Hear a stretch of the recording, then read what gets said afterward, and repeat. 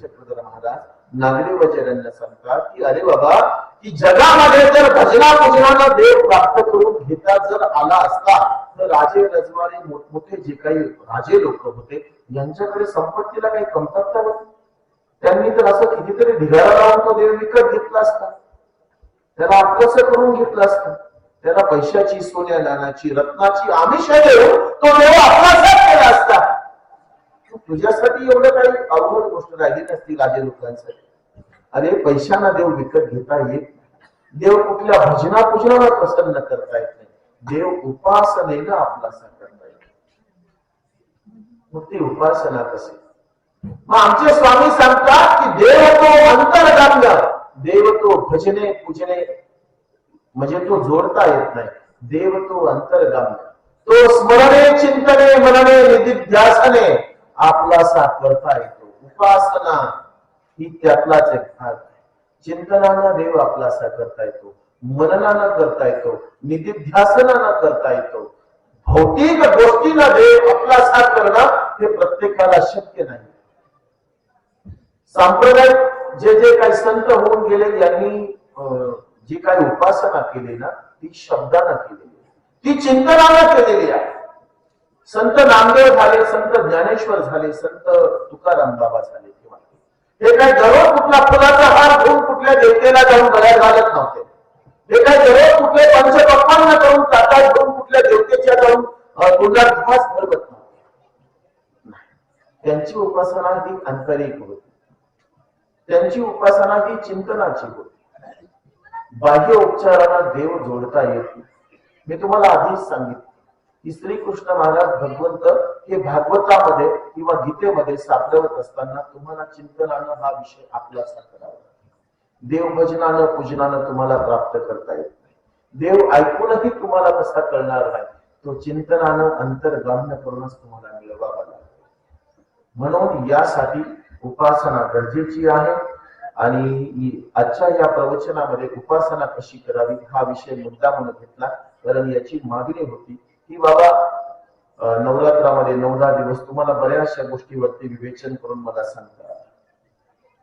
श्री दत्तात्रय महाराजांच्या जीवनावरती सांगत असताना त्यांची दिनचर्या कशी आहे, त्यांचं जगणं कसं आहे. मग एका जणांनी मला प्रश्न केला की बाबा अनंत अवतार झाले, अनंत अवतार आले गेले, श्रीकृष्ण महाराज द्वापार युगात आले, त्यांचं कार्य संपलं, ते निघून गेले. श्री चक्रधर स्वामी आता आहेत, अजून 100-200 वर्ष राहतील, त्यांचा अवतार संपून जाईल.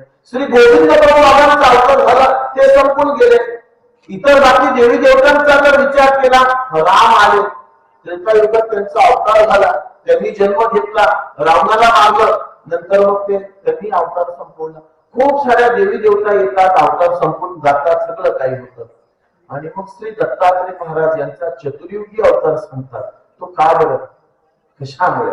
बघा, उपासना शब्दाला मी तुम्हाला समजावून सांगणार आहे की माणसाचं जीवन हे जर कुठल्या एका वाटेनं एका धारेनं चाललं ना तर काय काय गोष्टींचे फरक पडतात हे भगवंत उपासनेच्या द्वारे शिकवत असतात.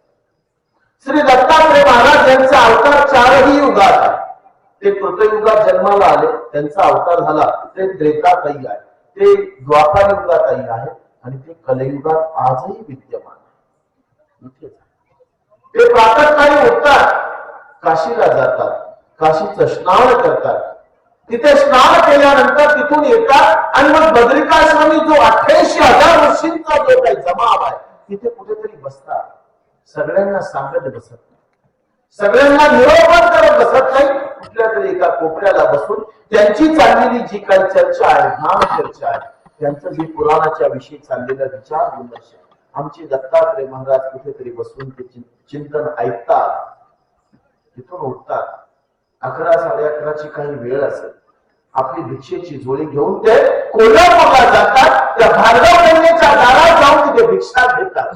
पंचाळेश्वरला येऊन बरोबर मध्याकाळी 12 वाजता श्री दत्तात्रय महाराज त्या आत्मतीर्थाच्या ओट्यावर बसून आणलेली भिक्षा खातात, ग्रहण करतात.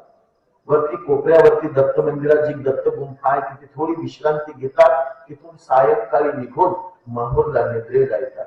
ही दिनचर्या आहे. हे देवाचं उठणं बसणं वागणं हे अगदी तंतोतंत. गोदावरीला महापूर आला म्हणून पंचाळेश्वरला जेवायला जात नाही असं उपवास दत्तात्रय महाराज करत नाही. थंडीच्या दिवसात खूप कडाक्याची काशीचं स्नान ते टाळत नाही. देवाला उपवास नाही, कारण उपासना करणारा हा कधी कुठला उपवास अन्न पदार्थाचा करत नाही. नको त्या गोष्टीचा उपवास उपासना करणाऱ्या माणसाचा सदोदित चालू असतो. जे जे काही चांगलं आहे तो जगाकडून स्वीकारत असतो आणि नको असलेल्या गोष्टी त्यागतो. हीच हाच खऱ्या अर्थानं त्याचा उपवास असतो.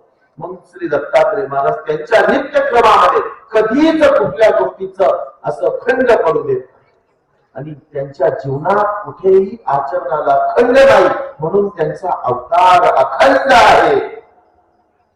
म्हणून तो चारही युगामध्ये विद्यमान आहे.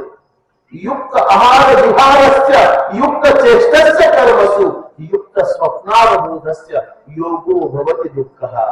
योगी कुणाला म्हणावं, साधू कुणाला म्हणावं, की ज्याचं आहार, ज्याचा विहार, ज्याचं झोपणं, ज्याचं उठणं बसणं हे अगदी नैतिक पद्धतीने एका रेषेत, एका धारेत, एका मार्गाने चालतं, तो खरा योगी आहे.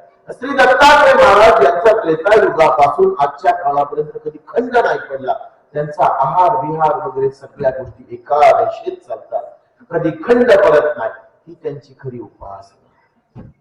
बघा ना, तुम्ही डॉक्टरही आपल्याला बहुतांशी सांगतात की तुम्ही खाणं पिणं वेळेवर करायचं, तुम्ही झोपत वेळेवर. तुम्हाला शुगर असलेल्या व्यक्तीला खाणं पिणं झोपणं वगैरे ह्या गोष्टीची बंधनं पथ्य डॉक्टर लोक घालून देतात. स्वतःची तब्येत जर स्वतःला नीट ठेवायची असेल तर खाण्यापिण्याची पथ्य डॉक्टर आपल्याला सांगतात, झोपण्याचं पथ्य सांगतात. कारण का, तुम्हाला प्रदीर्घ जगायचं जर असेल ना तर तुमचा आहार विहार वर्तन हे सगळं योग्य वेळेवरती असावं. आणि मग तेव्हा तुम्ही खूप वर्ष जगता, दीर्घायुष्य होता. मग दीर्घायुष्य होण्याची उपासना आमच्या दत्तात्रय महाराजांची आहे. ते त्यांच्या कार्यात कधी खंड पडू देत. कोणी त्यांना आग्रह केला ना की श्री दत्तात्रय प्रभू बाबांना की बाबा तुम्ही कोल्हापूरला जाल, भिक्षा घ्या, आज दुपारी जेवायला आमच्याकडे या. माझ्या कार्यात मी कधी खंड पडू देत. त्याचा अनावत मध्ये कधी कोणाचा दंड स्वीकारला. तुला जे काय घेऊन यायचं ना ते पांचाळेश्वरला घेऊन ये. तिथे ओट्यावरती मी बसलेला असतो, माझ्या जेवणाचा वेळ आहे, माझं टायमिंग आहे, त्या टायमिंगला आणून मला दे, मी नक्की स्वीकार करेन. तुम्ही मध्यान्हकाळी त्या ठिकाणी जा, सोबत दिलेली चटणी भाकरी जेव्हा श्रद्धेनं देवाला अर्पण कराल ते अगदी अलगदपणे घेऊन त्यातले एक दोन घास तरी स्वीकार करतील. ही शिकवण देवाची. तो तुमच्यासाठी सदा सर्व काळ अवेलेबल आहे. तो तुमच्यासाठी सदा सर्व काळ तुमच्यासाठीच आहे. परंतु तुम्ही त्याला आपलासा करत असताना स्वतःच्या सोयीचं म्हणून करून घेऊ नका. त्याच्या सोयीप्रमाणे तुम्हाला वागावं लागतं. स्वतःला देवत्व देण्यासाठी खूप आपल्याला कष्ट घ्यावे लागतात. एकदा एका मंदिराची पायरीचा दगड आणि कळसाचा दगड या दोघांमध्ये संवाद झाला. ते एकमेकाला बोलू लागले. आपलं पायरीचा दगड आणि गाभाऱ्यात असलेला मूर्तीचा जो पाषाण आहे एकमेकाशी संवाद करू लागले. कोणीच नव्हतं म्हणजे पुजारी कुठेतरी गेलेला.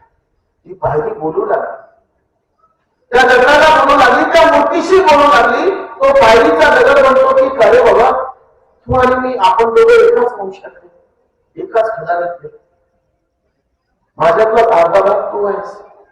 अरे सगळेजण या मंदिरात येणारे माझ्या डोक्यावर, माझ्या अंगावर, माझ्या सगळ्या शरीरावरती तुडवून येतात, मला पुरवतात आणि तुझ्यापर्यंत येतात, तुझ्या पायावर डोकं ठेवतात, तुझ्या गळ्यामध्ये हार घालतात, तुला गंध लावतात, तुला आरती ओवाळतात. अरे तू खात नसताना सुद्धाही तुला अवतार दाखवतात, तुला प्रत्येक पदार्थ दाखवतात. काय रे, मला काही समजत नाही. तू मी एकच तर आहोत. एक मोठा असलेला दगड, त्यातल्या अर्ध्या भागाची मूर्त बनवली, अर्ध्या भागाची पायरी बनवली. आपण दोघं एक असताना अशी वेगळी वागणूक का? असं ते दोन दगड, पायरीचा दगड त्या मूर्त झालेल्या त्या दगडाशी ते संवाद साधतात.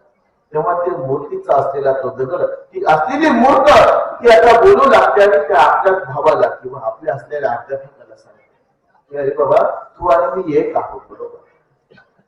परंतु तुझ्यावरती झालेले संस्कार हे फक्त कुठल्या तरी एका चाकोरीतले. तुला एक विशिष्ट फक्त कुठलासा एक असा चौकोनी आकार दिला. परंतु मला स्वतःला तयार करत असताना मला झालेल्या वेदना मी तुला शब्दात सांगू शकत नाही. मला स्वतःला